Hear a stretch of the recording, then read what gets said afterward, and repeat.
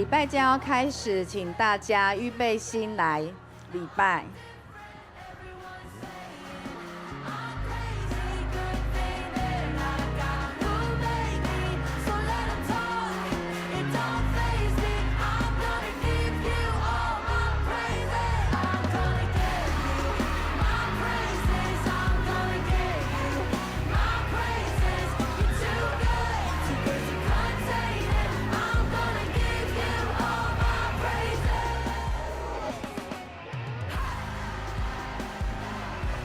弟兄姐妹们，大家早安！在耶稣基督里面，我们成为永光教会的家人，回到教会来敬拜神，这是我们一个非常神圣的行动。阿们，阿们。每一个人都充满了主的恩典。今天能够来到神里面的，都是神对你的拣选。所以呢，你就是神眼中的 VIP。你跟旁边的你跟他说，你是 VIP， 你是 VIP。感谢神。那这个时候呢，请我们一同起立，我们要用我们最大的心意、热情来赞美我们的神。阿们吗？阿们。哈利路亚。大卫王呢，他一天有几次来赞美神？有7次。今天是你的第几次赞美神？第1次。那我们就尽我们的全心全意来敬拜我们的神。阿们。我们来用主导文。好，在我们要用主导文之前，我们再一次我们来欢迎圣灵在我们当中。我们举起我们的双手，我们一起说：圣灵，我欢迎你。圣灵，我欢迎你。圣灵，我邀请你。圣灵，我邀请你。圣灵，我渴慕你。圣灵，我渴慕你。圣灵要运行在每一个人的当中，我们当卸下所有的重担，全然的定睛在这位最美的基督耶稣他的身上，他对你必有说话。今天在你的生命当中，神对你必有医治及恩典。哈利路亚。这个时刻我们用主导文，我们一起来祷告。来，请我们在天上的父，愿人都尊你的名为圣，愿你的国降临，愿你的旨意行在地上，如同行在天上。我们日用的饮食，今日赐给我们，免我们的债，如同我们免了人的债，不叫我们遇见试探，救我们脱离凶恶。因为国度、权柄、荣耀，全是你的，直到永远。阿们。国度、权柄、荣耀，所以我们要喊3次的哈利路亚。首先来赞美我们的神。阿们吗？预备好了吗？3、2、1，哈利路亚，哈利路亚，哈利路亚。阿们。哈利路亚。我们首先将掌声归给我们神，我们要开口来赞美他。哈利路亚。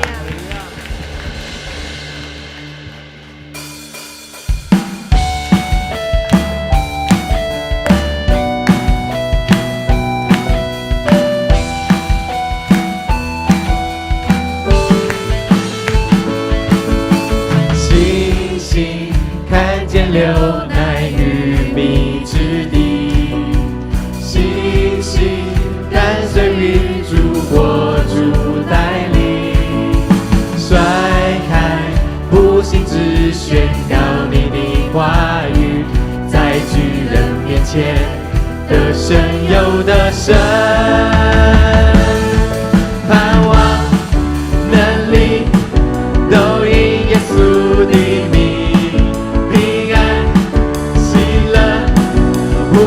能够夺取，在敌人的面前，你为我摆设筵席，这是我的神的宣告。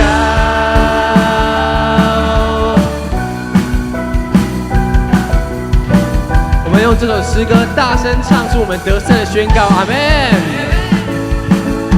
星星看见流奶与蜜之地，星星跟随云柱火柱带领，甩开不幸之宣告你的话语，在巨人面前得胜有得胜。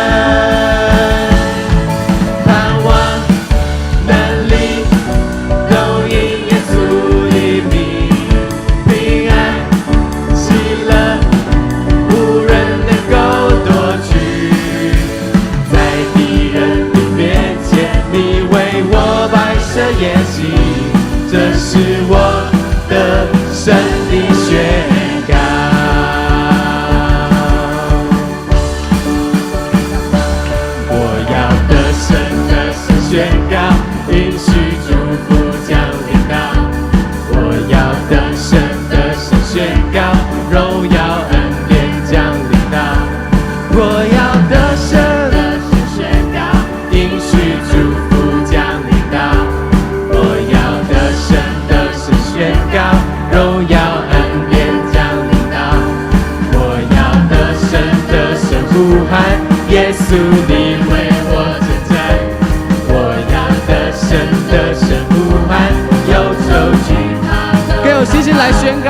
我要得胜得胜呼喊，耶稣你为我征战。我要得胜得胜呼喊，忧愁惧怕都逃跑。我要高唱哈利路亚，天天赞美天天唱。我要高唱哈利路亚，我要唱盼望能力都因耶稣的名，平安喜乐无人能够夺取。在敌人的面前，你为我摆设筵席，这是我的神的宣盼望能力都因耶稣的名，平安喜乐无人能够夺取。在敌人的面前，你为我摆设筵席，这是我的上帝宣告，这是我的上帝宣告，这是我的上帝宣告。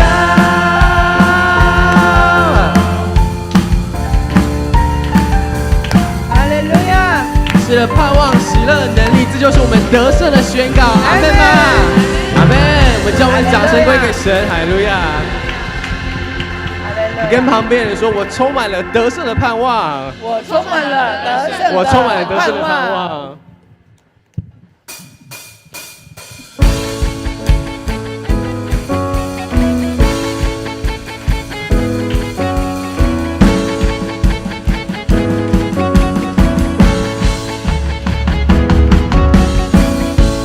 国度属于你，一切全能，一切荣耀永远属于你，天地都要跪拜，因你奇妙生命。天堂门打开，死亡不在，一切荣耀永远属于你，没有人能阻挡，你名充满能力，万王之王，全地都扬声歌唱。永恒的上帝 ，You are wonderful, You are wonderful， 让全地欢唱来赞美你。上帝直到永远光照大地，因为你奇妙生命，因为荣耀属于你。上帝直到永远荣耀属于你。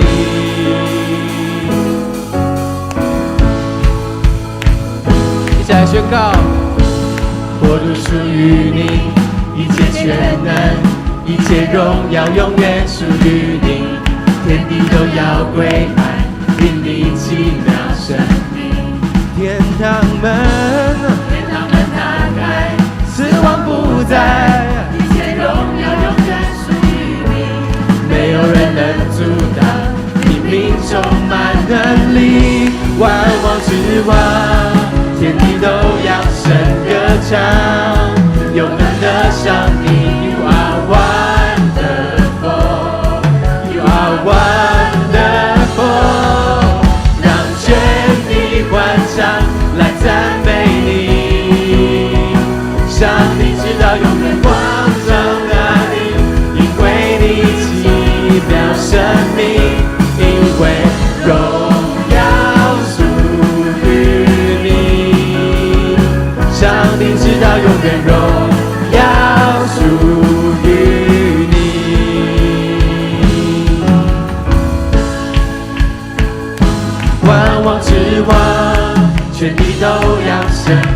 唱，永恒的上帝 You are wonderful You are wonderful 一起举起我们的手来敬拜，全地都扬声歌唱，永恒的上帝 You are wonderful You are wonderful 万王之王，全地都扬声歌唱，永恒的上帝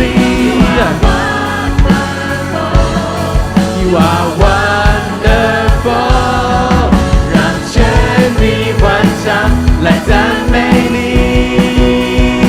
上帝知道永远光照大地，因为你奇妙生命，因为荣耀属于你，上帝知道永远荣耀属于你，让全地欢唱来赞美你，上帝知道永远光照大地，因为你奇妙生命，因为荣耀属于你，上帝知道永远荣耀属于你。一起来拍手。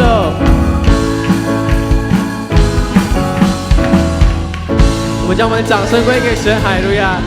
荣耀权柄都归于神，阿们吗？阿们，阿们。就在这个时候，是我们与上帝、与耶稣相遇的时刻。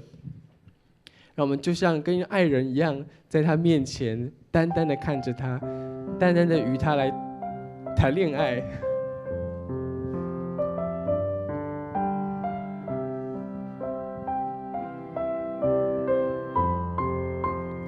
在神的爱当中，我们的生命得着了更新。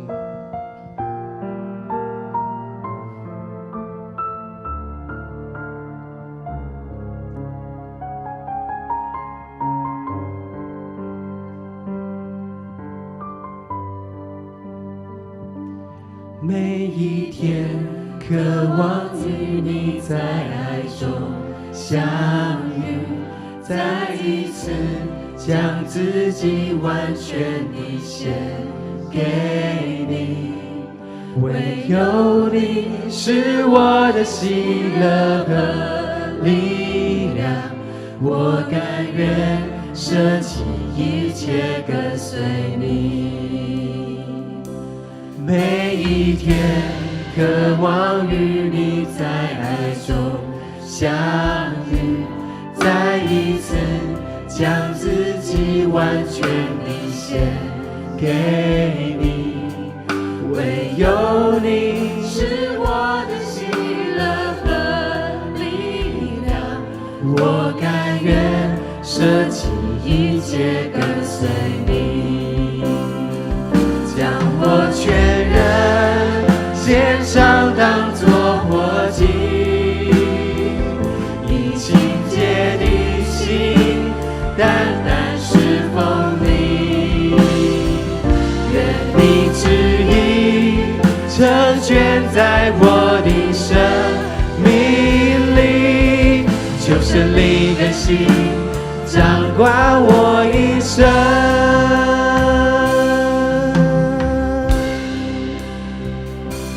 每一天，渴望与你在爱中相遇，再一次将自己完全地献给你，唯有你是我的喜乐和力量，我甘愿舍弃一切跟随你，将我全人献上当作活祭，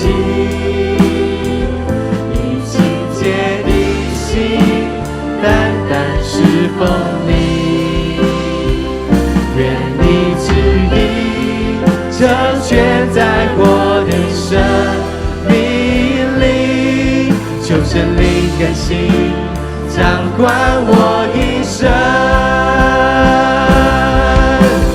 接近我，吸引我，快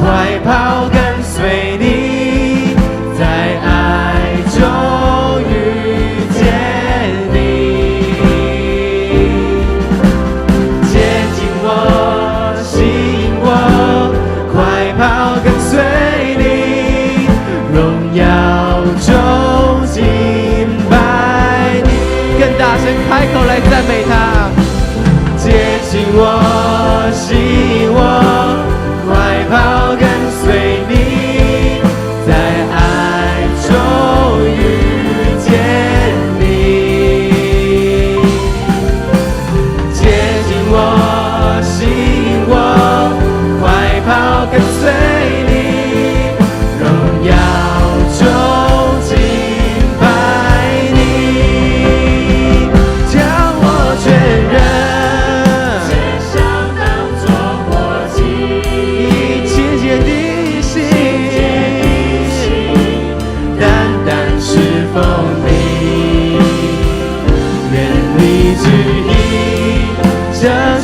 在我的生命里，就是灵跟心掌管我一生。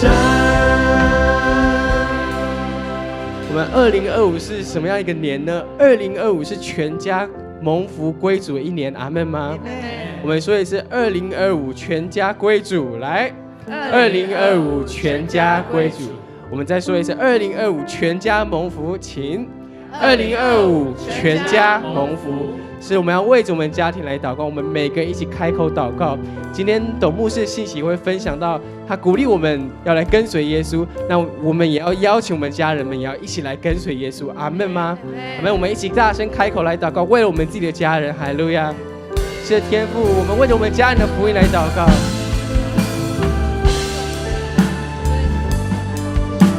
是天父，我们将我们家人交托在你手中。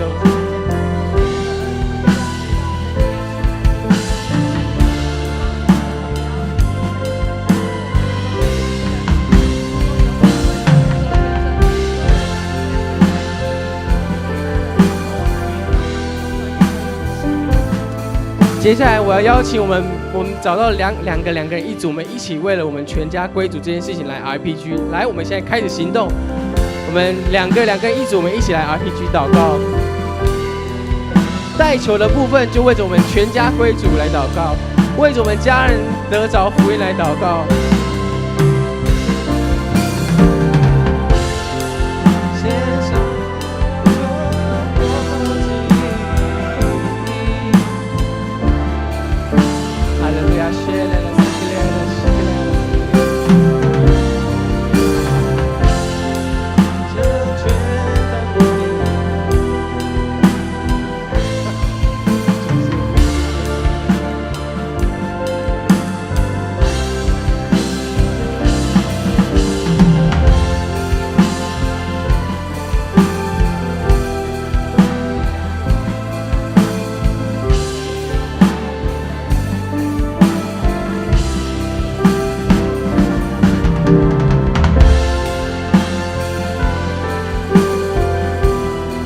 10秒钟的时间，10秒钟的时间。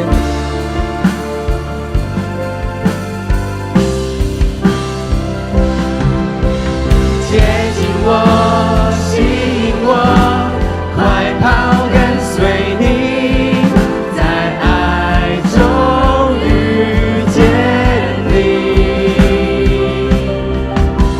接近我，吸引我，快跑跟随你。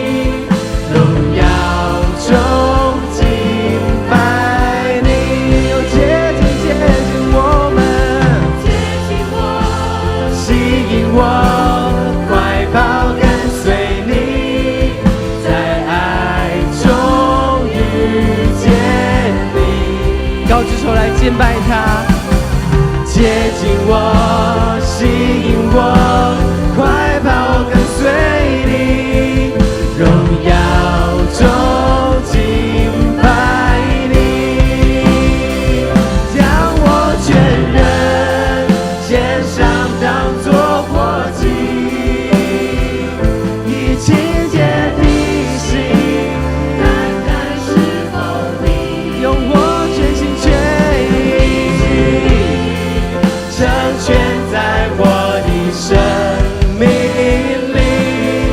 就是你的心掌管我一生。我们大声来唱，将我全人献上当作活祭。大声唱出来，赞美主，哈利路亚！单单侍奉你，愿你旨意彰显在我的生命里，求圣灵更新，掌管我一生，求圣灵更新，掌管我一生，求你来更新我们，掌管我一生。我们将我们掌声归给神，哈利路亚！是圣灵要带下更新的能力，阿们吗？阿们。弟兄姐妹，请坐。接下来呢，在我们这个礼拜当中，我们有一个很特别的节目。我想要邀请大家再次用我们的掌声来欢迎我们的永光赞美舞团，他们要为我们带来一首歌，叫做《Move Out of My Way》。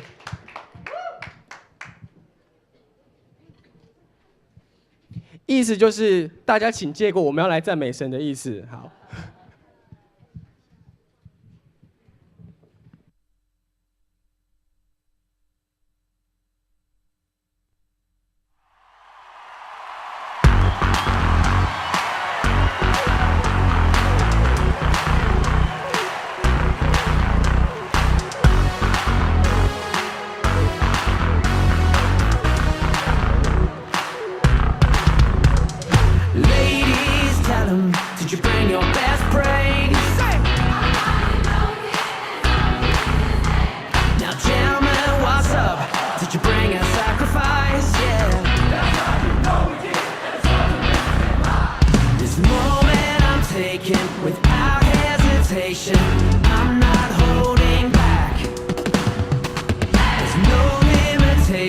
On how I will praise him, I'm not holding back. Move out of my way, 'cause I am here to lift his name and bring a sacrifice of praise. For he's been so good to me. 我们来掌声加尖叫！ If God has been good.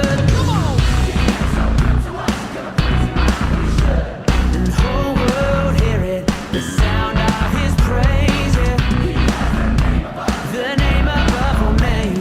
This moment I'm taking without hesitation. I'm not holding back. There's no limitation on how I will praise him. I'm not holding back. So move out of my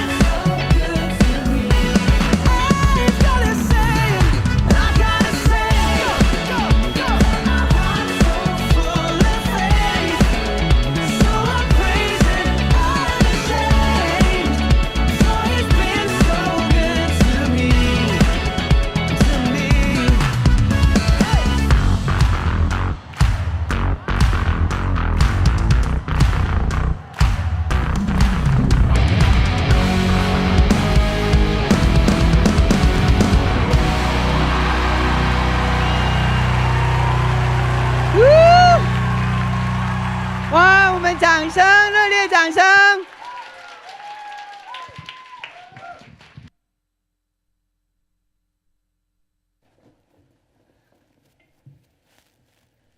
我们的神是歌唱的神，因此他的百姓也是歌唱的百姓。阿们。我们的神也是跳舞的神，所以我们当在敬拜中用舞蹈各样的姿态来赞美他。阿们。所以我们看到这一群的年轻人，他们在昨天呢，就这么一天要把这一支舞蹈给学起来。因为呢，昨天呢是他们的是我们永光舞团的寒训，所以呢他们昨天一整天呢就在教会里面练习，就把这个舞蹈给练习起来。我们感谢主，让这个舞蹈呈现出来的时候，我们真是看到我们的教会是活力的教会，因为我们所信的神是活力的神。感谢主。那在这个时刻呢，我们弟兄姐妹呢，我们要来预备心，要来开始我们今天的有洗礼，还有圣餐。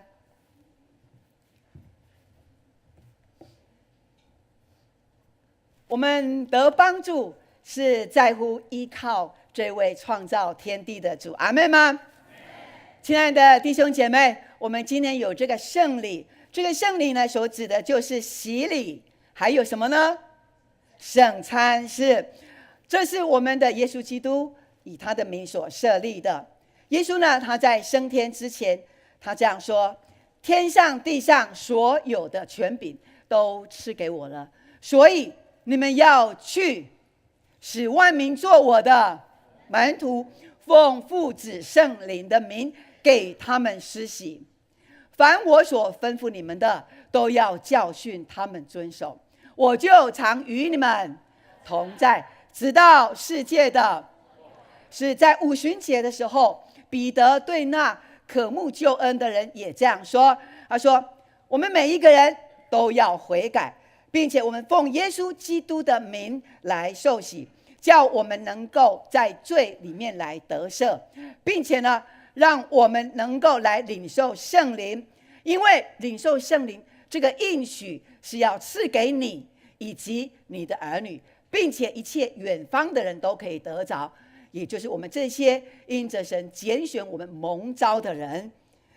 所以呢，牧师呢要来对我们说，我们必须要相信，我们若真实悔改，然后告白我们的信仰，奉主耶稣的名来受洗，这个圣礼就成为我们的罪得赦的记号，并且表明圣灵从圣灵得重生，而且跟基督连结在一起。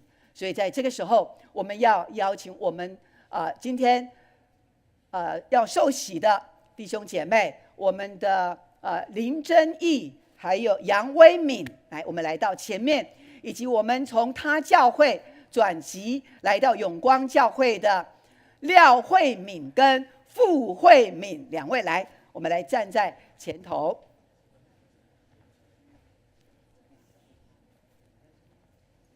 好，站在这边。好，来是好 ，OK。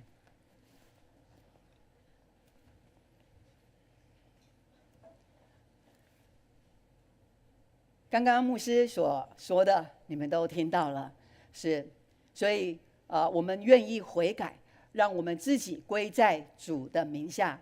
当我们真实悔改认罪的时候，主他就接纳我们，并且让我们成为他的儿女，并且领受圣灵，与基督连结在一起。在今天我们有要受洗的以及转会籍的。受洗的要在众人的面前，我们公开的承认耶稣基督就成为你们的救主。在入籍转入到永光教会的，我们也在众人的面前再一次的告白，我们愿意委身在永光这个大家庭，一起成长，并且一起传福音服侍神。所以呢，今天借着这样的一个圣礼点呢，让我们成为神国的儿女。阿们吗？也成为永光教会的家人。所以现在的牧师要来邀请我们4位，我们跪下，我们要在神的面前、众人的面前来誓约。我们的弟兄姐妹也以一个祷告的心来守望他们。这是一个最神圣的时刻，现在你们要在上帝以及众人的面前来回答牧师所问你们的问题 ，OK 了吗？是牧师要来问你们：你相信上帝是你的天父，耶稣是你的救主，圣灵是你的保惠师，你相信吗？我相信。可以再大声一点，很肯定的吗？我相信。阿们。是神听见了。第一个问题，第二个问题，牧师要再问你们：你愿意诚心的悔改认罪，并且你相信而且信靠耶稣基督钉十字架那为你赎罪的功劳吗？你愿意相信吗？我愿意。是，阿们。我们诚心悔改的在他的面前。是。第三个问题，你愿意信靠上帝的恩典，并且委身在永光教会，尽力来服侍他，在你的一生当中行出他的真理，尽你信徒的本分。你愿意这样子来行出来吗？我愿意。阿们。我们一起说阿们。好，那请两位我们入籍的可以先站起来，然后先站起来。好，先在旁边一下。好，那我们现在牧师呢要来为两位施洗的受洗的牧师要来为你们施洗。好，我们请威敏来跪到前面上面来，跪在这边。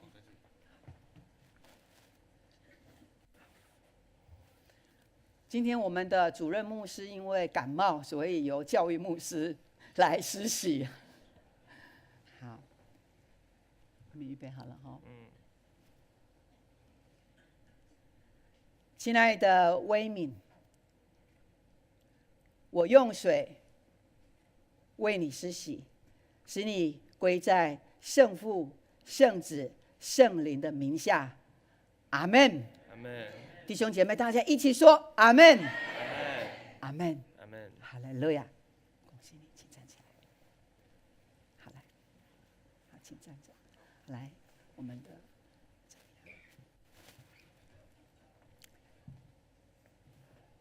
亲爱的真义牧师用水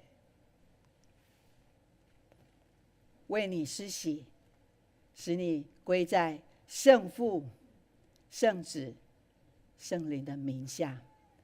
阿们。阿们。哈利路亚！恭喜你。好，请起来。好，我们归位。来，在这里。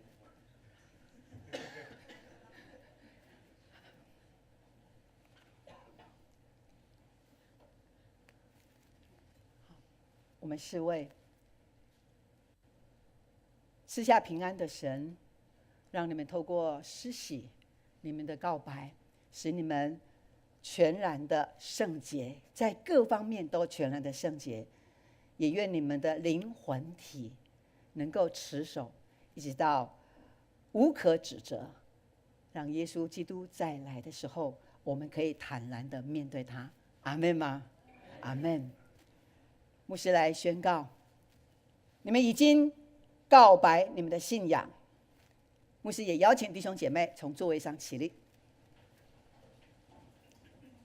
我们一起来守望他们。你们已经告白你们的信仰，愿意委身于基督的身体永光教会。我奉教会的头，就是耶稣基督，我也奉台湾基督长老教会并永光小会的权柄，接纳你们四位成为永光教会的陪餐会员，有份于耶稣基督的圣餐这个宴席，并且进入到新约的恩典当中。阿们。我们一起来祷告。天父，向你献上极大的感恩，让我们的真义、威敏，他们因着神你的感动呼召，他们承认他们的过去所犯的罪。主啊，他们愿意再一次透过受洗这个圣礼，让他们要成为神你的儿女，并且主你要带领他们前头的道路，使他们成为一个真实的基督徒，在生命当中活出喜乐，活出见证。主你也祝福在我们的慧敏、廖慧敏还有傅慧敏，他们在别的教会已经受洗跟随主，如今他们愿意委身在永光教会，与我们这永光的家人每一位一起奔跑在这天国的道路上。主你必要赐福在这4个弟兄姐妹的身上，主你要坚固他们，因为你已经用你的恩典充充足足的赏赐给他们，并且使他们连结于主基督。感谢你赐给他们福分，并且把这福分要延续到他们的家中，使他们的家人也都要来得这份的救恩。主，我们深信很快的，我们要看见与他们有关系的家人，他们要来成为神国你所喜悦的儿女。主，我们在你的面前为他们献上这样的祷告。主，你带领他们在未来的生命，领导他们，引导他们，充满他们，打那美好的仗，在生命当中活出美好，见证主你的名。祷告奉耶稣基督的名，阿们。上帝使你们一生一世都来服侍他。弟兄姐妹请坐。好，那这个时候我们要请我们的牧师团还有我们的长老，我们来握手，欢迎你们，欢迎你们成为永光的家人。我们一起掌声，欢迎慧敏，欢迎慧敏，真义，欢迎你是永光的家人。慧敏，你是永光的家人呀，感谢主。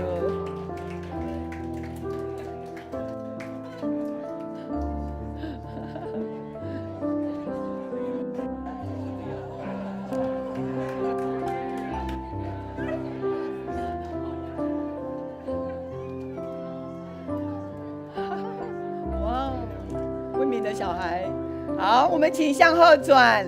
来认识我们的新家人，好，来牧师来介绍这一位，这一位是杨威敏，是在诗词小组，我们来，这是威敏，然后，我们的圣经好不好？我们这个先来送上好不好？来，我们请钟牧师，好，钟牧师来，好，我们来，致赠我们的洗礼的证书，好，我们的威敏，我们的林真义弟兄是在心爱小组，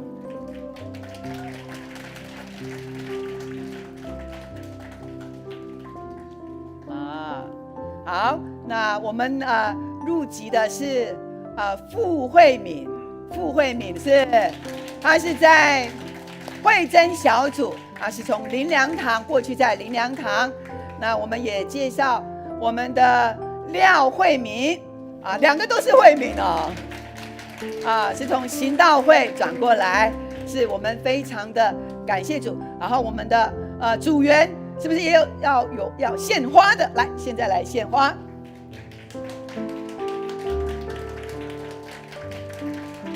哇，这是心爱小组，哇，感谢主，哇，感谢主，哇，这个威敏呢，牧师来介绍一下，哇，很多东西，对不对？哇，是不是要那个卡车来载？好，牧师来介绍一下。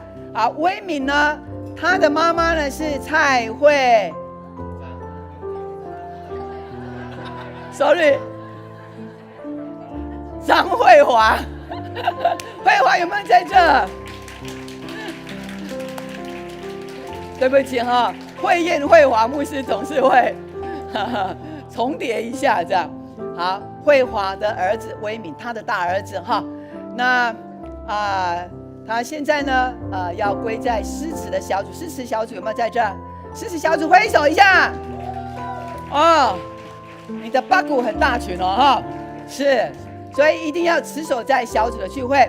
还有我们的林真义是心爱小组，心爱小组挥手一下。哇，都是支持你的小组家人。真义他是嘉润的大学同学哈。嘉润的大学同学是不是？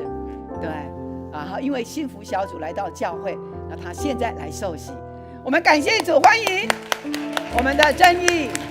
好，再来呢，这是我们的傅慧敏，那他在慧珍的小组，他已经来我们的永光教会，也参加我们的培育学校。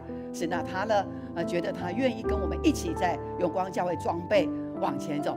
我们欢迎慧敏加入我们的永光大家庭。我的家人有来，好，等一下哦。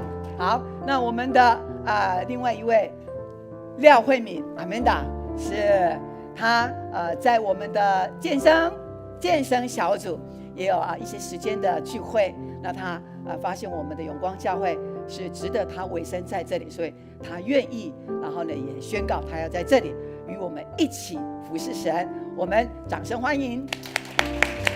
好，我们的家人有来吗？没有。好，你的家人，我们的慧敏的家人在哪里？好，哇，这是你的先生，哇，慧敏的先生哦，恭喜你，恭喜你哈！女儿，哇，是慧敏的先生女儿来支持他，哇，你们的家是有福分的。好，请坐。好，真义的家人有来吗？小朋友自己来哦，这么厉害，8个月自己来耶，真是神童哦！感谢主。还有威敏哈，好，威敏的家人。好，那这个时候我们请我们的长老来到前面，我们要来拍照。好，来拍照。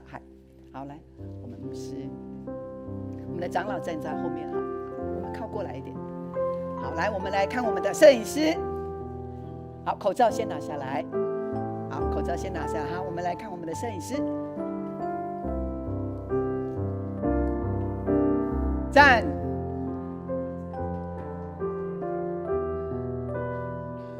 好 ，OK， 再一次热烈掌声，欢迎我们4位新家人，我们请回座。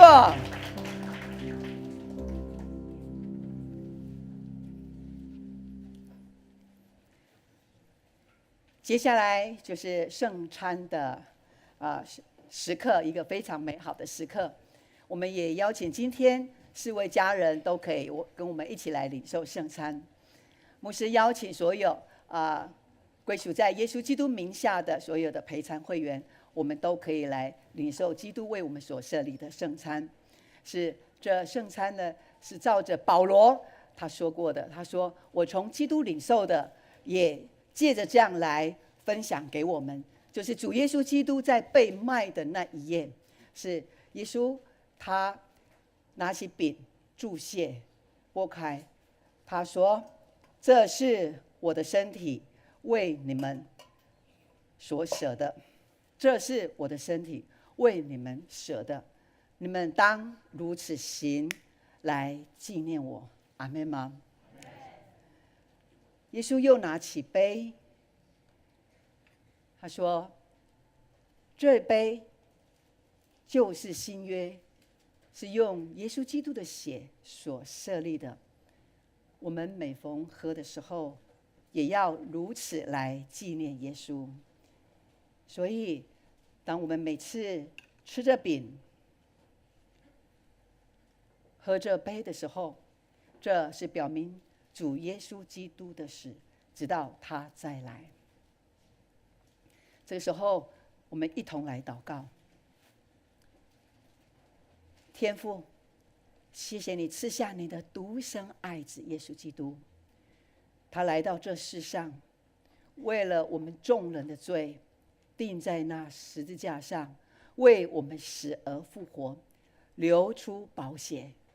主啊，我们在主的恩典里边领受这一份伟大永恒的救恩，我们向你献上感谢。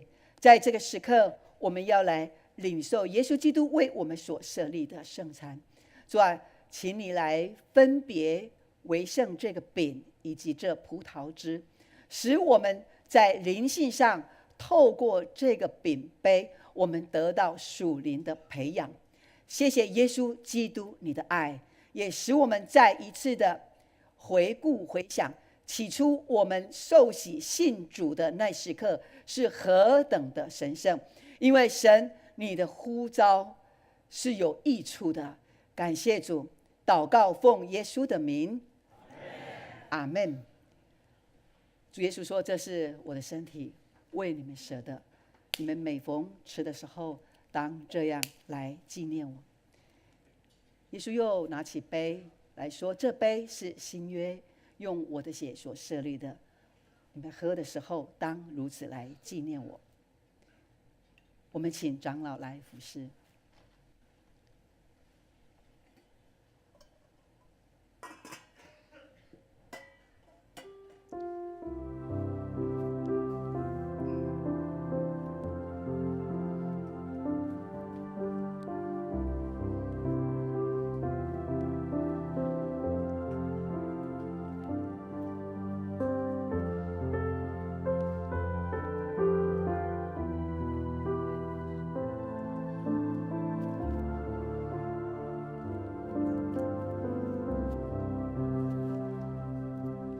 只要你有受洗的人，只要你已经受洗的，你都可以来领受。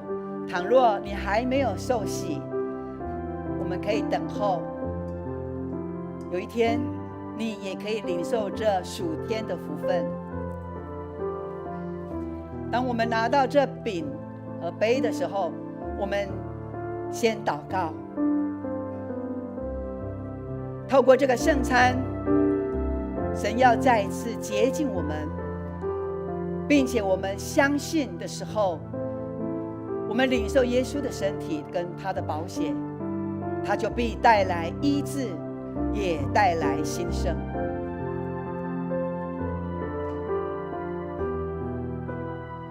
我们拿着这圣餐，我们自己先祷告。哈利路亚。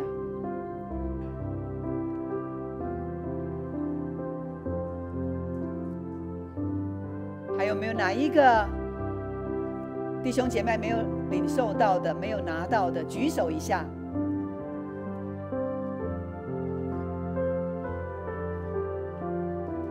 还有没有哪一位没有拿到、领受到的，举手一下。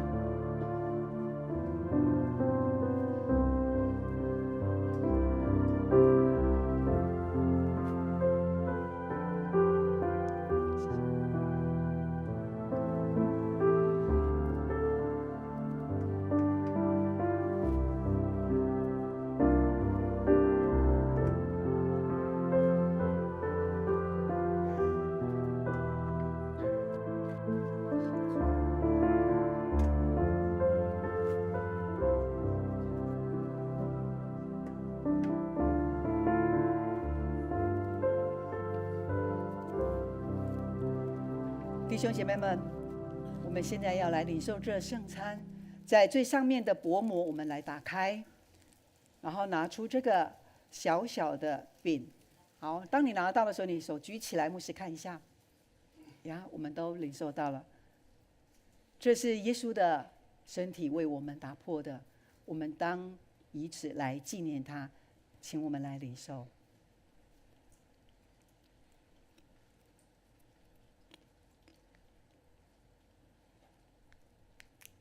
底下是蓝色的膜，我们来轻轻的打开，轻轻的打开。这葡萄汁所代表的是耶稣基督为我们所流的宝血，我们喝的时候要来纪念他，请我们一起来领受。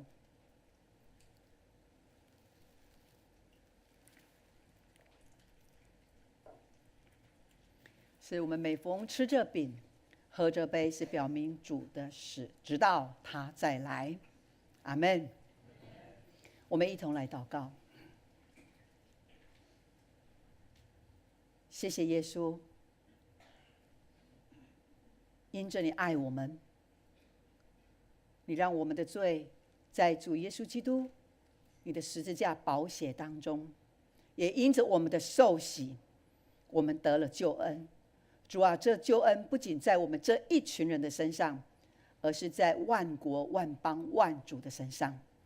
谢谢主，让我们今天再一次的领受的时候，我们要感谢，因为耶稣基督在你的里面，你使我们与你连结，叫我们的生命在主基督的盼望当中得以存活。感谢主，祷告奉耶稣基督的名，阿们。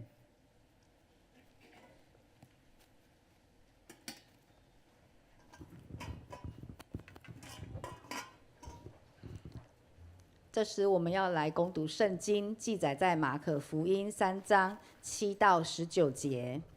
请。耶稣和门徒退到海边去，有许多人从加利利跟随他，还有许多人听见他所做的事，就从犹太、耶路撒冷、以图买、约旦河的东边，以及推罗和西顿的附近地方来到他那里。因为人多，他吩咐门徒为他预备一只小船，免得众人拥挤他。他治好了许多人，所以凡有疾病的都挤着要摸他。每当污灵看见他，就俯伏在他面前，喊着说：“你是上帝的儿子。”耶稣再三嘱咐他们，不要把他宣扬出去。耶稣上了山，把自己所要的人招来，他们就来到他那里。于是他设立12个人，又称他们为使徒，要他们常和自己同在，也要差他们去传道，并给他们权柄赶鬼。他设立的12个人有西门，耶稣又给他起名叫彼得，还有西比泰的儿子雅各和雅各的弟弟约翰。耶稣又给他们起名叫半尼其，就是雷的儿子。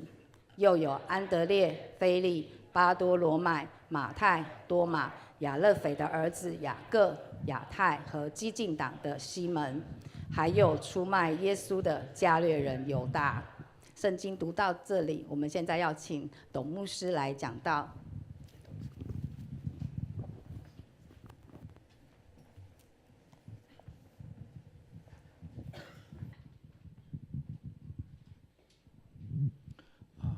各位同工、各位弟兄姐妹，大家平安。今天来到这里的每一位弟兄姐妹都是基督徒。基督徒的意思就是基督的门徒、基督的学徒。那学徒的意思就是要跟着一个师父来学习。那当学徒有2件非常重要的事情，第一个就是要跟师父学习做一件事情，学习一个功夫，比如说木工、泥水匠，或者是一个电工，他要跟着一个师傅来学所以我们要跟对一个师傅。然后我们这个学习，它有一个目的，就是要学习一个技术。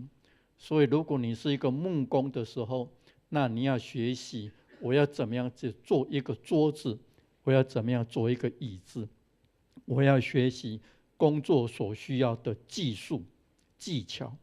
然后呢，我还要学习这一行的文化，譬如说我要很尊重我这一行的前辈，或者是我要很尊重我工作所需要的工具所以这个是这一行的文化。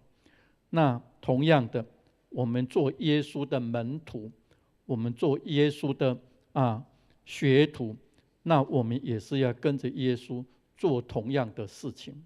那耶稣他的事工是要建造上帝国，所以我们当他的门徒，当他的学徒，就是要跟他一起来建造这个上帝国。那为了要建造这个上帝国，我们当学徒的要跟在耶稣的身边学习最少3件事情。第一个是我们要建造上帝国，那我们要知道什么叫做上帝国。如果我们对上帝国不了解的话，那我们建造起来的就不是一个上帝国。那第二个呢，我们要知道建造上帝国的方法是什么。方法如果不对，方法如果错了，这个上帝国它就盖不起来。那第三个当然是要学习上帝国的文化。我们把上帝国建造起来之后，我们进到这个上帝国之后，那我们要如何在这个上帝国里面得到上帝的祝福？这个就是上帝国的文化。在创世纪第3章，在创世纪第2章有个伊甸园。这个伊甸园是上帝创造人，然后上帝创造伊甸园，就把人放在里面。所以我们都在想说，我要如何进入伊甸园？其实我们一开始就在伊甸园里面，这个是上帝的恩典。他创造的时候已经把人放在里面，但是呢，我们要非常小心。创世纪第3章的最后，人是被赶出伊甸园，人是被赶出伊甸园。那为什么会这样子？是因为这个人得到进入伊甸园的恩典之后，他没有遵守这个伊甸园里面的文化，也就是他没有遵守上帝的诫命。上帝说你要耕种，你要固守。这个固守就是要去防止那个蛇的引诱进来。结果这个人失败了，这个人没有遵守上帝国的文化，以至于他已经得到，已经在里面，最后又被赶出来。所以我们要学习上帝国是一个什么样子的上帝国，如何建造上帝国，以及我们如何留在这个上帝国里面，一生一世得到上帝的祝福。这个是我们当基督的学徒、基督的门徒我们要学习的。那或许有人会问，那为什么耶稣要让我们跟他一起来建造上帝国？我们是不是要当他的助手？那如果是我们当耶稣的助手的时候，那是不是耶稣他忙不过来？是不是耶稣他的能力不够，所以我们需要推他一把，助他一臂之力？是不是这样子？我有一个孙子，那快要6岁了。那有一次我去他家，他就很神气的带我到他们的浴室里面给我看一个放卫生纸的架子，然后他就跟我说，这是我跟爸爸昨天把它装好的。我想这个爸爸如果自己一个人把这个架子装好，大概10分钟就好了，而且很简单。但是跟他的这个儿子一起装这个架子的时候，他最起码要用30分钟，而且要非常有耐心。因为我有看过影片，他锁螺丝钉的时候，他的爸爸还要把螺丝钉放好，然后他用电钻，然后电钻要放好，爸爸要把它抓紧。他儿子就是按那个开关，他最喜欢按那个开关，哒哒哒哒哒哒这样子。那个很麻烦呢，做废气的。所以爸爸自己做比较快，但是为了要让儿子有参与感，他能够有成就感，跟阿公电一个说那我用的呢，其实是他爸爸弄的。父亲为了让儿子有成就感，也为了让儿子开始学习做事情，他宁愿花好几倍的时间跟精力，带着儿子一起来做。同样的，耶稣要建造上帝国，他自己做比较快了，他自己做比较简单。但是为了让我们有机会参与，为了让我们能够分享他建造上帝国的荣耀，他愿意花费数倍的时间跟精力来培育我们，然后带着我们用半生不熟的手法和他一起来建造。所以当耶稣的门徒，我们不是在帮助耶稣，我们不是在帮忙耶稣，而是在分享事工的成就跟荣耀。所以能够当上帝的同工，我们要感谢上帝，我们要感谢上帝。那为什么要建造上帝国？第7节到第12节，让我们看到很多的人来找耶稣，非常多的人来找耶稣。那这一些人呢，他是因为生病了，所以他们需要耶稣的医治。其实我们的人生，我们的社会，我们的国家，今天我们所处的这个世界，其实是一个生病的世界，因为他们生病了，所以其实是需要上帝他的救恩，这个就是需要上帝国的原因。那第7节到第12节就说，很大一群人来找耶稣，表示需要上帝国的救恩的人非常的多。那我们如果从经文里面的这些地点来分析的话，这些人有从犹太跟耶路撒冷来的。耶路撒冷是当时犹太人的首都，所以在那个地方犹太人最多，而且都是精英分子，里面大部分都是宗教领袖，包括有祭司、有法利赛人、有经学教师，所以那个是一个他们宗教的中心。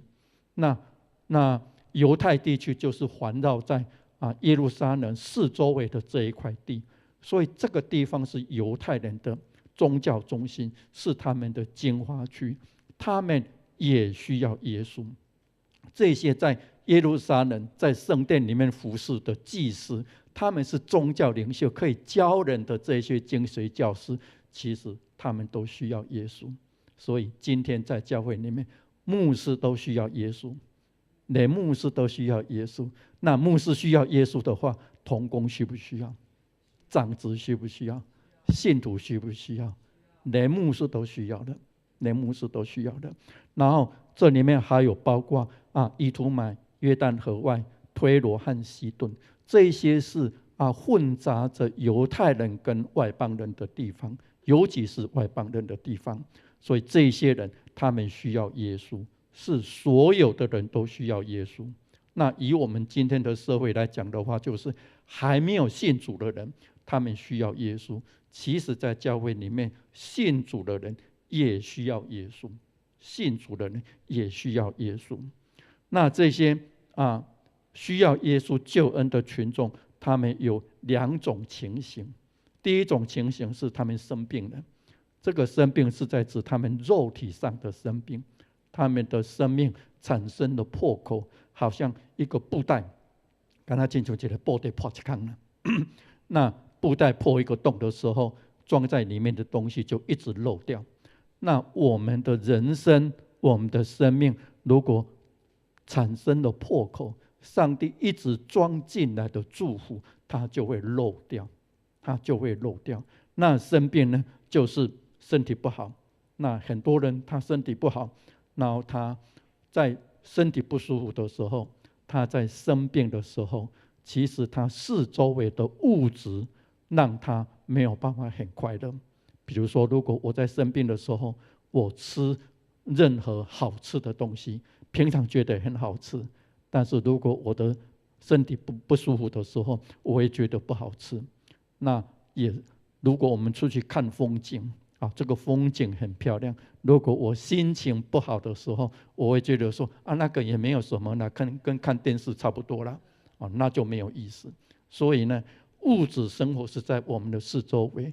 我如果不健康，我如果生病的时候，我就没有办法100%享受上帝所赏赐的物质世界。那这个肉体上的破口，还包括精神层面跟人际关系。这个人际关系特别会影响到我们能不能享受这个物质的世界。我们在工厂，在我们工作的场所，我们有很多同事，有上司，有下属，有我们的同事，我们跟他们的关系好不好？如果你是一个学生你在学校有老师，有同学，有很多朋友，你们可以到信义区、商圈区那边去玩你跟他们的关系好不好？是每一次去都一大群，还是每一次去一大群你就一个人被晾在旁边，因为大家都不喜欢跟你在一起？你的人际关系好不好？那家庭里面也是一样，尤其是家庭夫妻关系好不好？亲子关系好不好？婆媳关系好不好？如果关系好的时候，一间破超出我那好你大家感觉真好。如果万一你的关系不好，夫妻不和、婆媳不和、亲子不和的时候，你住再好的房子，你吃再好的食物，坦白说，你没有很快乐，没有很快乐。所以这个就是一个人生病了，你的生命已经产生了破口，你需要耶稣他的医治。那需要耶稣的医治怎么医？这些人来到耶稣旁边的时候，他们要摸耶稣，他们要摸耶稣。摸是在指一种实体的碰触，是实际上的，跟我们网络上看到的不一样，跟视讯不一样。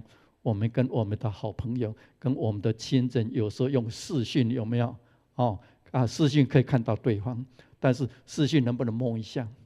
摸到的是电脑，那能不能抱一下？抱太大力的话，够叫电掉。所以那一种网络上的谈恋爱，跟实体的约会有没有一样？完全不一样，完全不一样。所以我们跟耶稣之间的那一种关系，是一种网络上的呢，是一种远距离的呢，还是一种实体上的触摸？实体上的触摸有时候我们家里面的电灯平常都是亮的啦有时候会一闪一闪一闪，为什么？接触不良有时候他就那个头松掉了，有没有？然后他就接触不良。接触不良的时候，就是有时候有，有时候没有。那我们就要很小心，我们跟耶稣之间的关系，到底是实体上的一种接触，还是我们跟耶稣已经失去了那个实体上的接触，而我们还不知道？很多人在这个社会上，他根本没有信耶稣，他当然跟耶稣没有所谓实体上的接触。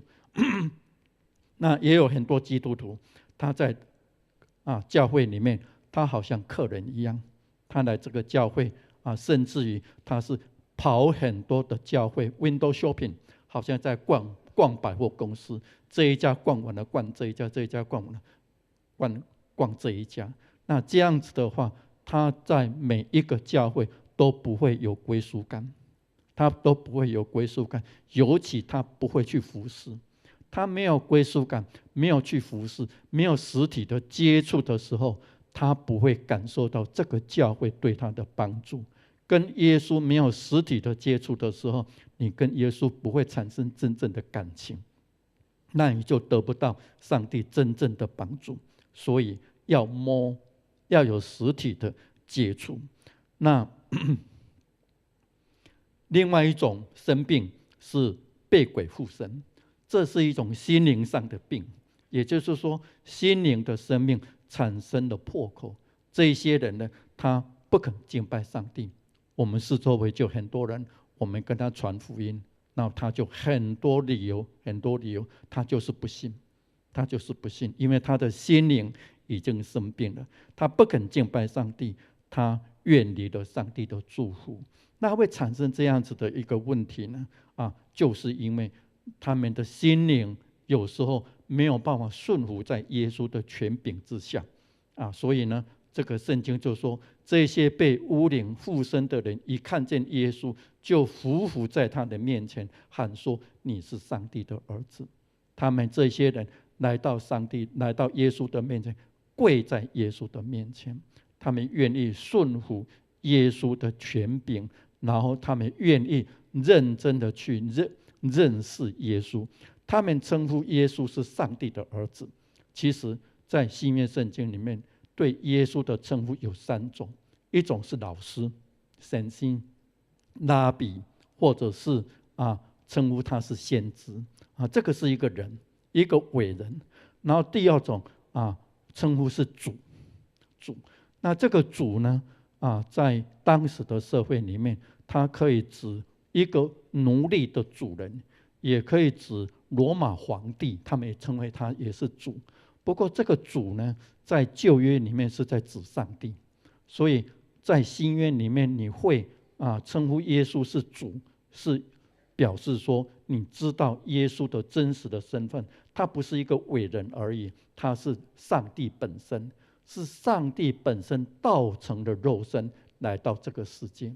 那上帝的儿子是夹在中间，你已经知道他不是一个伟人而已，但是他还没有办法完全认识他是一个上帝本身，他是一个上帝本身。所以认识上帝的儿子，他是刚好在一半的路上，他往那边走，往称呼耶稣为主这里走所以呢，这个就是造成我们的心灵有没有健康。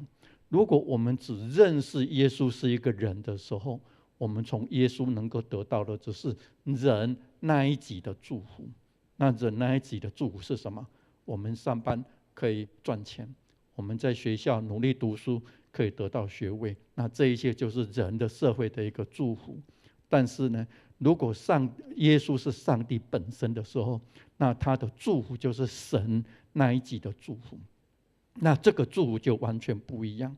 那如果说我们对耶稣的认识不够清楚的时候，以为他只是一个人的时候，那我们的心灵就生病。一般的人对耶稣的认识就是这个样子。耶稣30年在这个世界上，你跟我说他是神，我要怎么去相信？这个没有办法相信耶稣是上帝本身，就造成了他们心灵上的一个疾病。犹太人特别是这个样子，犹太人特别是这个样子。那这些就是上帝国的医治。上帝国的医治呢，医治人的肉体，医治人的精神人际关系，也医治人的心灵。所以这个就是上帝国。这个世界上能够给我们就是一个肉体，顶多到精神，顶多到人际关系而已。但是上帝国除了这一些以外，它还可以给我们心灵上的健康。那要当耶稣的门徒，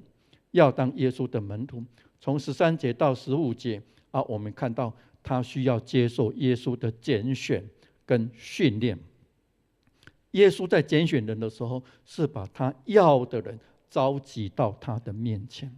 那耶稣要的人是什么样子的人？是耶稣根据这个事工的性质，跟耶稣给这个人的恩赐，然后把适当的人放在适当的位置。意思就是说，其实不是每一个人都适合做那一件事情。有些人对数目很没有概念的时候，他大概就比较不适合当财务的同工。对他来说，100块跟1000块好像是一样的样子，但实际上是差很多。那这样子的人，如果当财务的话，教会会非常有钱，都是账目上的，实际上银行里面没有。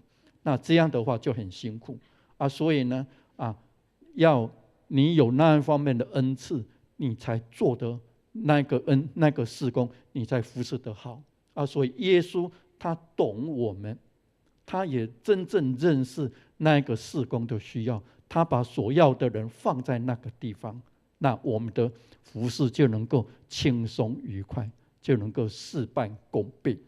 那耶稣呼召之后，把我们放好之后，他们来了，他们愿意顺服，很多人不肯顺服他明明有那个能力可以做，耶稣有给他那个恩赐，但是他就百般推辞。领5000的应该赚5000，领2000的应该赚2000，领1000的应该赚多少？应该赚1000。结果那个领1000的把1000块怎么样？埋在地里面，没有赚1000，所以耶稣把他抓出来打屁股，有没有？好，那个是领1000放在地里面。如果领1000把1000花掉呢？这没地咯。你把耶稣交代的1000块就花掉了从地里面挖出来还给主人，都已经没地了把它花掉，那你看怎么办？所以上帝给你恩赐，你不能说我不要，不可以这样子讲。如果上帝有给你，就有给你；没有给你，就没有给你。所以当耶稣给你了，他呼召你了，你要说我来了，顺服就能够蒙福。所以要说我来了。那来了要做什么？来了要跟耶稣在一起，就是要学习，像门徒学徒跟着师父身边学习一样。那耶稣的教导，他是用嘴巴讲给我们听，用手做给我们看，用脚走给我们跟，然后他呼召我们说：“你来跟着我做，你来跟着我做。”很多事情用讲的我们讲不清楚的，我们大概都有经验。我们去 IKEA 买一个书架，有没有？回家要自己煮，回家要自己煮。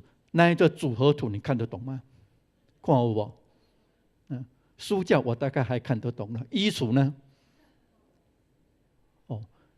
如果请你组一个乒乓球桌，这样变了这样变了。但是如果有一个会的人煮给你看，我就煮给你看了，你就一步一步跟着我煮了，有没有比较简单一点？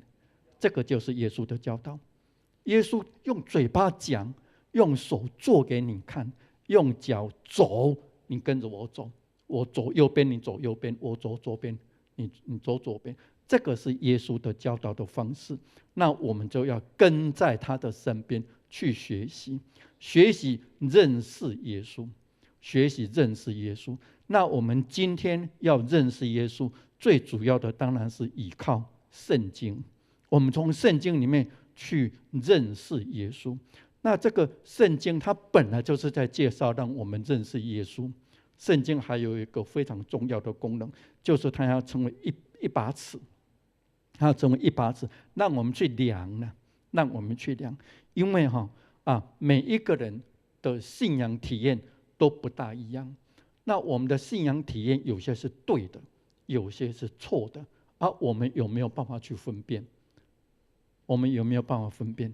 圣灵做的当然是对的，问题是魔鬼有时候会装作天使啦，魔鬼有时候会装的好像天使一样，让我们其实已经体验到魔鬼，已经体验到不是上帝国，我们还以为我们是体验到上帝国。那这个时候我们就要回到圣经，我们就要回到圣经。只有圣经当那一把尺，让我们分辨什么是真理，什么是异端。这个就是我们要读圣经的一个目的。那我们当同工好，那我们当同工之后，其实我们要面对最少两个挑战，一个是人际关系的挑战，一个是属灵的挑战。那在我们看耶稣呼召的12个门徒当中，有一个脾气非常不好，雷公阿囝，这个人应该是经常暴跳如雷定雷公死啦安尼说。那在我们的同工当中，就是会有大家那个个性不一样，很多大家个性不一样，景密起霸有人了。那上帝创造本来就是大家都不一样，有时候连同一个公司出品的兄弟姐妹都个性都不一样，有当时要参相生都不同款呢，连那个相生有没有个性都不大一样。那同工之间那更不用讲，很多时候我们都是从不同家庭来的嘛，有没有？那不同家庭来的那个个性又不一样所以要在一起服侍的时候，我们会面临人际关系的挑战，但是大家个性都不一样，这个就是上帝的创造。保罗在哥林多前书12章14节到26节的时候，他就说教会里面大家人都不一样因为上帝是把创造我们这个身体，我们的身体有头，有没有？头的下面是什么？脖子，是脖子在指挥头，你要动哪里，有没有？所以在家里面当头比较好，还是当脖子比较好？上帝有创造手，有创造脚，有没有？保罗就说我们没有办法全身都是眼睛全身都是眼睛，没有脚怎么走？那全身如果都是手，没有眼睛怎么看？所以呢，上帝是按照他的旨意，而且是按照他的好意，把不同的肢体放在我们的一个身体上面，我们才能够成为一个完整的人。所以在教会里面，我们也是需要不同的人。有些人个性很急，有些人个性就是慢慢来。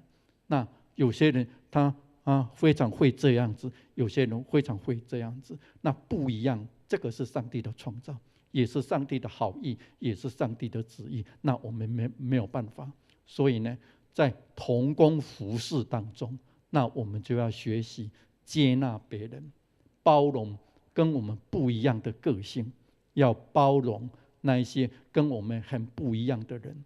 但是呢，我们也不能只有教别人要包容我们啦，因为圣灵的果子里面有一个是节制，所以我们自己也要节制自己的脾气。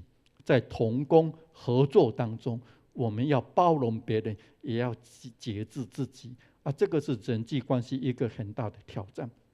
然后还有一个是属灵的挑战耶稣呼召的门徒里面有一个犹大，后来他出卖了耶稣。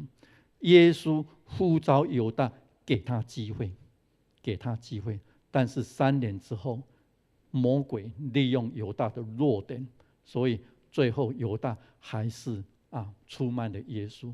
所以我们当耶稣的同工，连耶稣身边的12个门徒都会面临属灵的挑战。那我们同工在服事的时候，也要特别注意属灵的挑战。通常我们遇到最大的属灵的挑战就是骄傲。我很厉害呢，所以你们都要听我的，所以我们要非常注意这样子属灵的试探跟引诱。在路加福音4章13节，耶稣接受3个试探之后，那路加福音4章13节说，魔鬼就暂时离开了耶稣。魔鬼只是暂时离开而已，他还会回来。所以服事的路，我们一辈子都在面对属灵的挑战，我们要非常的小心。所以各位弟兄姐妹，我们都是耶稣的门徒跟耶稣的同工，每一个都是。牧师当然是，长子小组长当然是，其实我们每一个人都是耶稣的门徒，都是耶稣的同工。那我们服事当然要出力，但是不用担心，耶稣会为我们预备一切。就好像上帝叫人要耕种，他已经帮我们预备的土地、种子、阳光跟水一样。所以上帝呼召我们来当他的同工的时候，他会为我们预备一切，所以我们不用担心，只要放心的对耶稣说，我来了。我们一起来祷告。主耶稣，感谢你的呼召，也感谢你的训练，我们来了，我们已经准备好了，求主你接纳祷告，奉主耶稣圣名，阿们。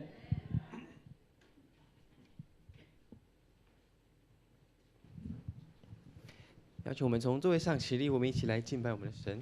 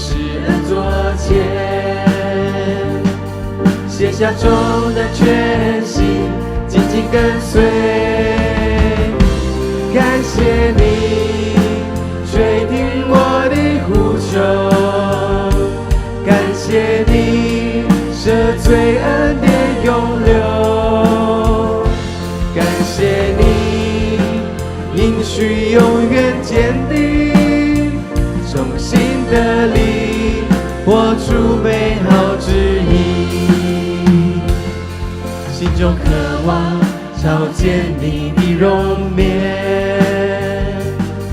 进入你的同在，荣耀彰显，倾心吐意在你施恩座前，卸下重担，全心紧紧跟随。感谢你垂听我的呼求，感谢你赦罪恩典永留，感谢你应许永远坚定，重新的力活出美好旨意。跟随，跟随，永不后退，相信，相信，信心加倍。跟随，跟随，永不停息，宣告，宣告，不被满意。跟随，跟随，永不后悔，相信，相信，信心加倍。跟随，跟随，永不停息，宣告，宣告，不被难以。感谢你垂听我的呼求，感谢你赦罪恩典永留，感谢你应许永远坚定，重新的力活出美好旨意。感谢你应许永远坚定，重新的力活出美好旨意。亲爱的父神，我们感谢你赐下耶稣在我们当中。主要是我们要学效耶稣，这样成为我们的榜样。我们要学习基督的样式，让我们跟随他之外，我们也学效他，让他在门徒当中成为榜样。他用口所说的，他手所做的，他脚所行出来的，都成为我们的榜样。也愿我们能学习像耶稣这样成为榜样，成为众人的样式，而且在世界上做光做盐。我们将祷告奉主耶稣的名求，阿们。弟兄姐妹，请坐。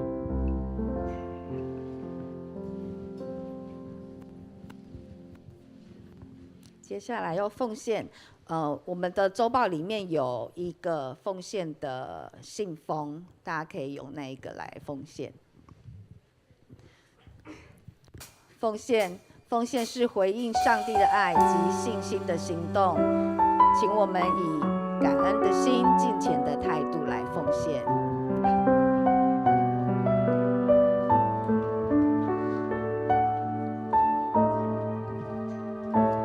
日到主施恩座前，谦卑领受生命活泉，生命触摸从心的力，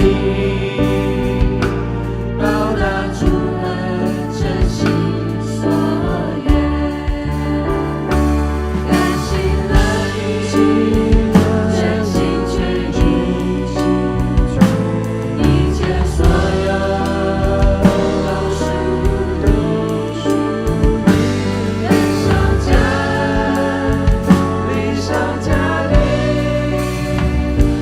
分别为圣。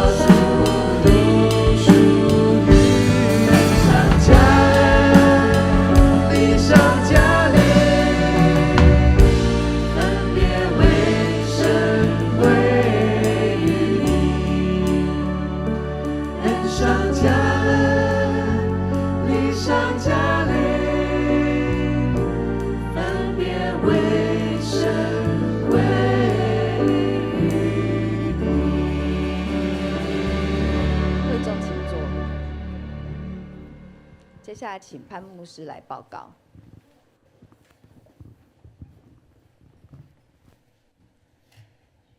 弟兄姐妹们，大家平安。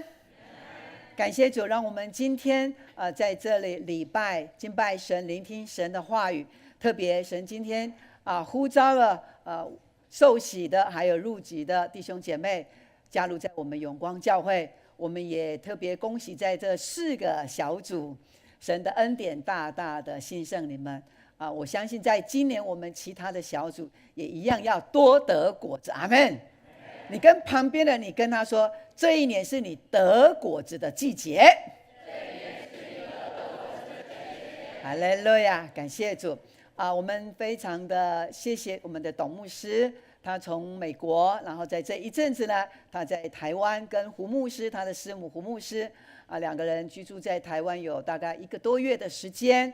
那刚好我们可以有机会邀请他来教导我们在神的话语上面，使我们更多的认识，并且领受神更多的恩典今天的分享呢，也让我们真是让我们有更多的体验。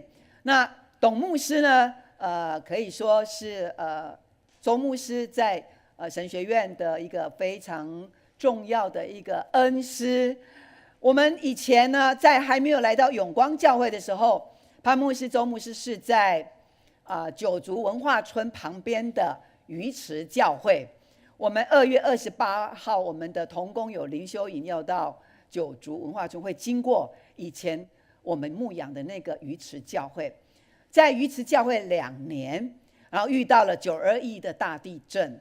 在那个时候我们面临了一个抉择，要留在鱼池还是离开那个地方，因为有神的一个呼召，新的呼召。那个时候在我们方向未定的时候，周牧师呢当然就要请益恩师，所以呢就找了我们董牧师请教牧师他有什么样的想法，然后指引。那董牧师呢就跟周牧师分享了一些成为牧师牧养的一些的状况所以呢后来就因为这样子，所以周牧师呢就决定离开鱼池，然后就来到永光教会。要不要谢谢董牧师感谢主。所以这一路上牧师会来到永光教会，跟我们弟兄姐妹一起成长，一起领受基督的救恩。在这一路来，就像牧师他今天所介绍的神的预备，然后呢带领我们认主归宗。那个主是谁？主耶稣的主。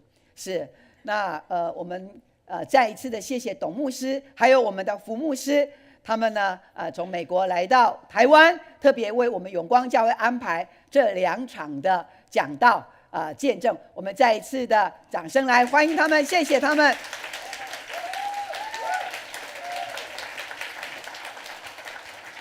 那董牧师呢，他是教授，也是博士，神给他有极大的一个智慧，所以呢他呢最近最新出炉的一本书就是这一本《圣经基督教教育》。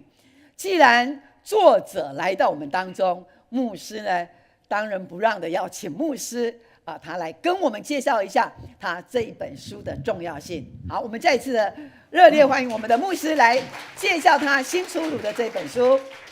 好，谢谢我会选圣经，是因为今天的社会在追求变要变化。那特别是疫情之后，那很多教会都产生了很大的改变。那很多教会都在研究说，我们教会要如何变来应付这样子一个多变的一个社会。但是我们要记得说，在变的当中，我们不能变得不像教会，不可以变得不再变到变作不是教会啦。那这样子的话，我们变就没有意思所以说我们在变的时候，我们要定根在我们的圣经这个是我写圣经的一个最主要的原因。然后我这本书是写圣经跟基督教教育，这个教育是广义的，我们来当基督的门徒学徒，就是要受教育，那这一本书一共有6章，都分成新约跟旧约。那这个当然是我自己受过的训练了。我硕士以前是读旧约，然后新约，那博士是读新约，然后我后来又有1年的学假到 Princeton 去，我就读2约之间，所以我是旧约2约之间到新约，这个是我受过的训练哈。那我是分新约跟旧约，那探讨3个主题。第一个主题是为什么要有基督教教育，是因为当时的教会面临异端，其实今天的教会也有。我们在社会上听到很多话，网络上看到很多事情，我们会不会分辨什么是正确的，什么是不正确的？所以基督教教育非常重要。第二个是基督教教育者，这个我们服侍同工他应该有的人格。那这个当然是除了其实这个不是只有教育同工而已，是所有当同工在服侍，我们都要注意这些事情。那最后一个部分，我是认为对我们兄弟姐妹是最有用的，就是我在讲解基督教教育应该教一些什么东西，最基本的东西，这些东西一定要教，其他的是一些树叶啦跟花这样子。那这一些圣经里面最重要的就放在我的最后的2章里面。刚刚受洗的时候，我们每一个2位受洗的弟兄都抱一本很大本的圣经，有没有？那本圣经都很重那个应该是有2000多页了我用40页就把它讲完了当然看过我的书之后，还是要再回去读圣经。我那最后2章就是在summarize 圣经里面最重要的信息，那个是我读神学、教神学，在教会牧会18年，所有的信仰的结晶都在这本书里面。谢谢。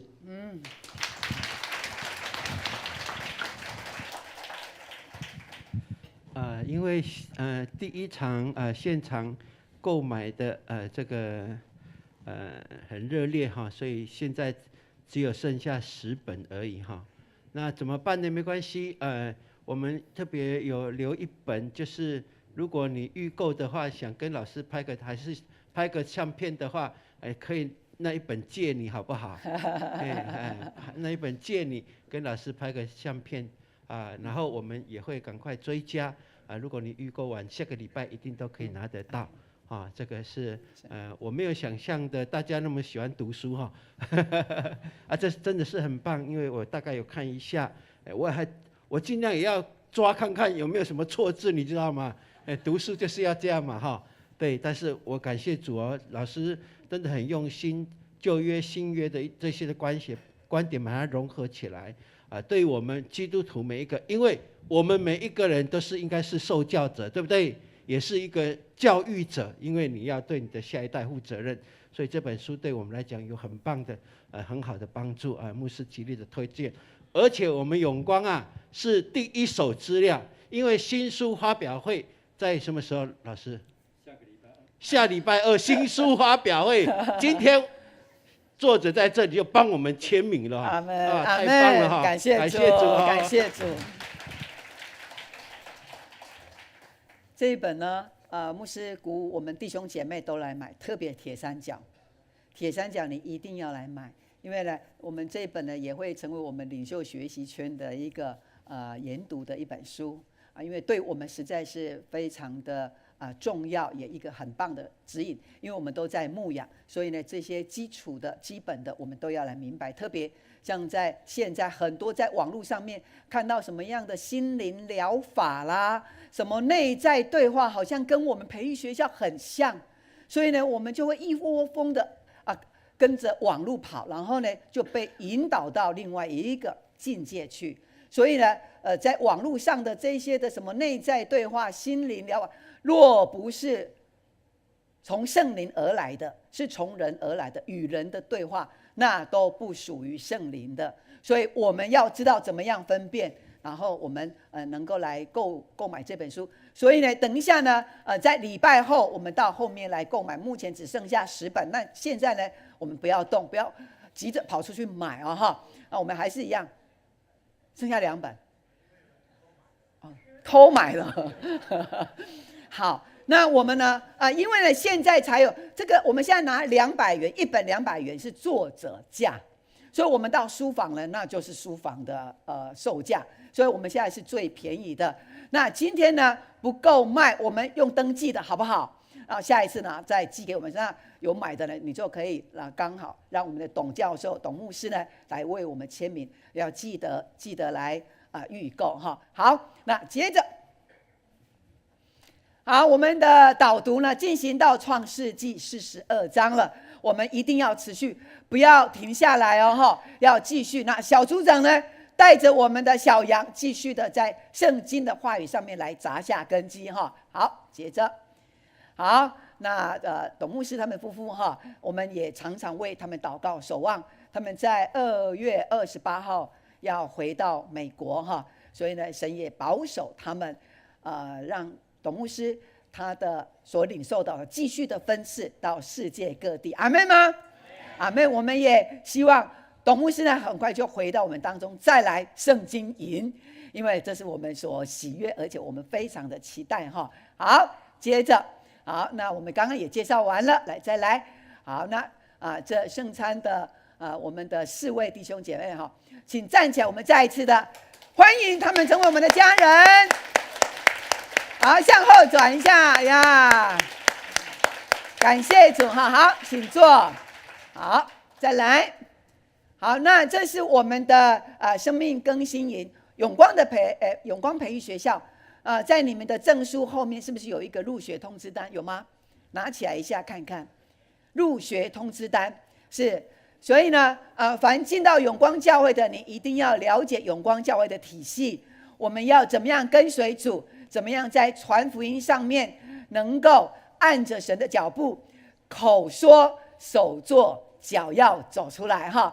所以培育学校是我们的根基，所以我们所有的永光人都要加入在我们的整个永光的培育的系统，这就是我们永光的价值的体系哦哈。是，所以我们今天受洗然后转籍的，还有其他还没有上我们的灵性国民学校的，赶快来报名了哈！不要等到你100岁、101岁了才来报名哈，现在就要来报名来参加。好，接着。我们青少年的撼动星球在这一年有一个非常特别的一个安排。那我们最主要就是要建造时下的青少年，他们能够认识这个基督救恩真理，好叫他们能够在这个世界的价值上面能够被分别为圣出来，让他们能够跟自己的父母的关系、跟自己的关系、人际关系、跟神的关系是美好的。所以这对我们青少年是非常重要的一个学习的机会。那在这里面呢，我们还有工作坊，有机器人的什么的总动员的工作坊，还有其他的科学游戏的工作坊。所以呢，我们带着我们的家人、我们的儿童，小5以上哦哈，5年级以上到高中、大学都可以来报名参加，把握这个优惠价的时间。好。另外呢，我们在3月8号开始，我们儿童5班、青少年5班开始了哈。我们看到这些舞团，他们都是从5班这样子慢慢的跳上来。他们不但可以锻炼身体，又可以敬拜神。那来到5班的孩子呢，都是非常优秀的。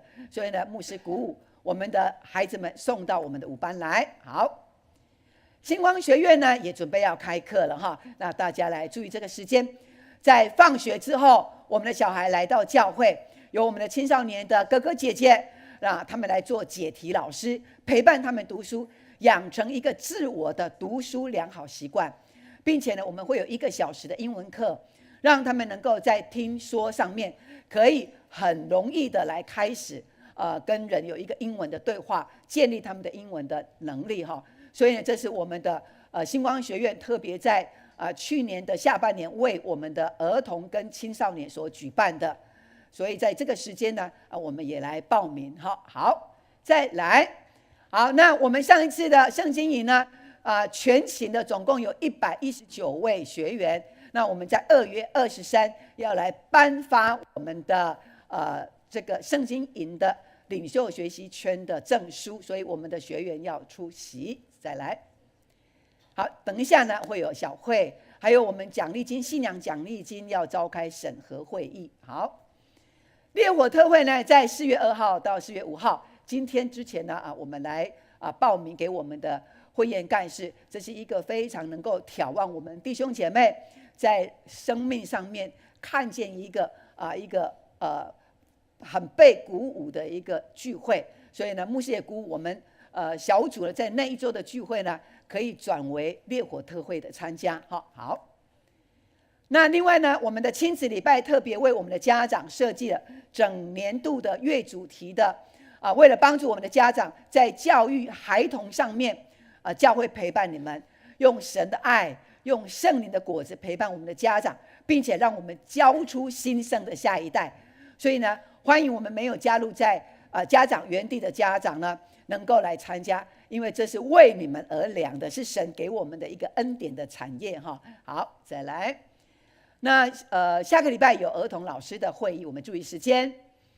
好，还有妇女部要来请安。再来，好，那我们要欢迎我们的新朋友是我们的慧敏的家人哈，建邦好，就是他的先生，刚刚我们有介绍到哈，还有宣林哈，好，那我们非常的欢迎他们哈，让他们能够在我们的教会。既然他的太太慧敏成为我们的家人，所以家人的家人是不是也是我们的家人？阿们吗？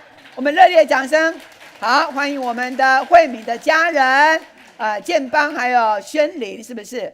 好，那再来我们来介绍一下志凯跟智慧，是人邦的朋友，是不是？人邦同事，哇，非常的欢迎你们，是。呀，在今年志凯你很有机会可以受洗，上帝要祝福你，你今天所看到的祝福都要加在你的身上。那智慧已经受洗了，上帝也大大赐福你，在今年给你健康，也供应你的需要。阿们。好，我们热烈欢迎，这是人邦的朋友，好，请坐。那再来是雅轩世奇的朋友。雅轩，请你站起来。哇，欢迎你！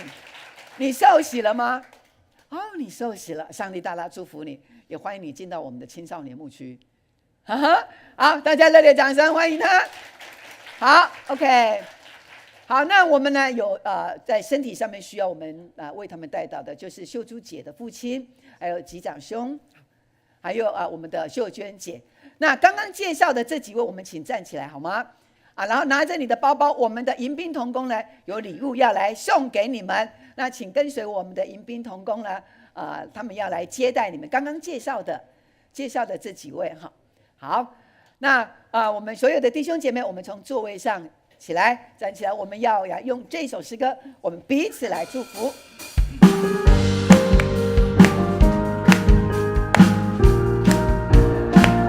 一起来。愿你有个好心情，平安喜乐在心里，让我们来祝福你，每一天有盼望，有给对方大大的爱，爱你，爱你，让他爱围绕你，喜乐充满你，烦恼都忘记，每天好。我们都向总牧师、胡牧师给他们爱来，你们向后转，你们向后转，让他爱围绕你，喜乐充满你，烦恼都忘记，每天好心情。向左向右转，耶稣爱你，爱你，让他爱围绕你，喜乐充满你，烦恼都忘记，每天好心情。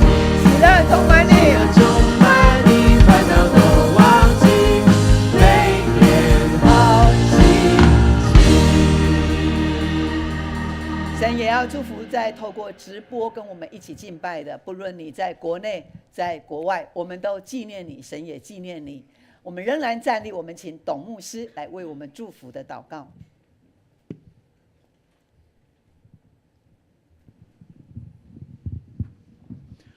我我们一起来领受上帝的祝福。愿我们的主耶稣基督的恩典、上帝的慈爱、圣灵的同在，每天与我们在一起，直到永永远远。阿们。阿们。